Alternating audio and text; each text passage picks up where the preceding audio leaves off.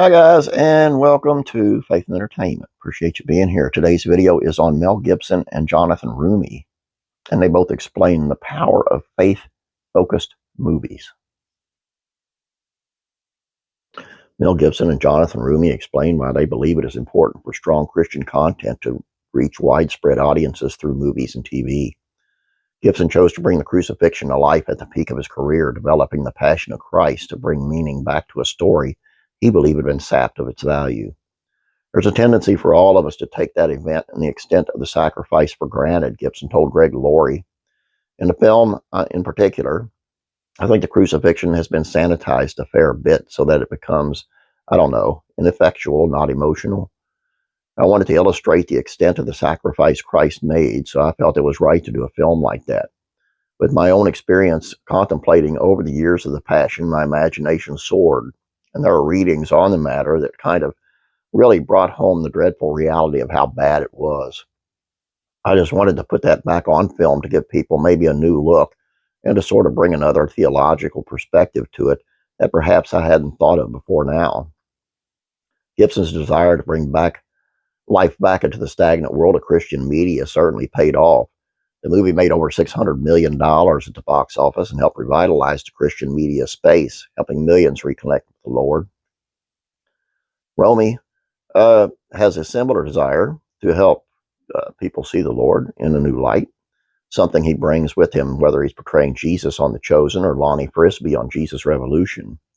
I don't know what it's like to be the perfectly sinless Son of God. Nobody does. I tend to stay out of the way when it comes to playing Jesus, Roumie told Laurie, but I do know what it's like to be fully human, fallible in all the ways humanity can be fallible and broken and weak.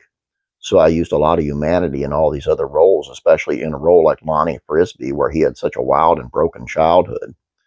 But God uses that, despite his weakness, despite his trials that he went through, to make him a beacon of hope, the dynamo of the Holy Spirit with charisma of healing and touching people and reaching people's hearts and knowing that Christ was looking for them.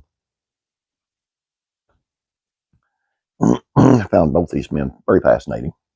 Some people are going to say, well, what about the anti-Semitic rant that Mel Gibson went on when he was busted for DUI years ago? You without sin cast the first stone is one way of saying it. But Robert Downey Jr. was given an award a few years back, and he mentioned how Mel Gibson kind of brought him in after he got clean and said they'll forgive you, just and stay sober and they'll forgive you. And then Robert Jr., this is on stage, and Mel Gibson standing behind him, and Robert Downey Jr. said, "Don't you think it's time we forgive Mel Gibson?"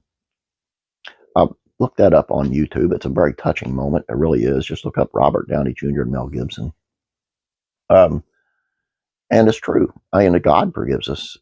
We got no business holding a grudge or, being unforgiven. If God can forgive the stuff that I've done, I can surely forgive, the stuff that's been done to me. And I try my best. I really do. Hope you do as well. That's all I got for you guys. Hope you enjoyed this. Please don't forget to subscribe. Please like this video. You guys have a great day. God bless you. And I'm praying for you.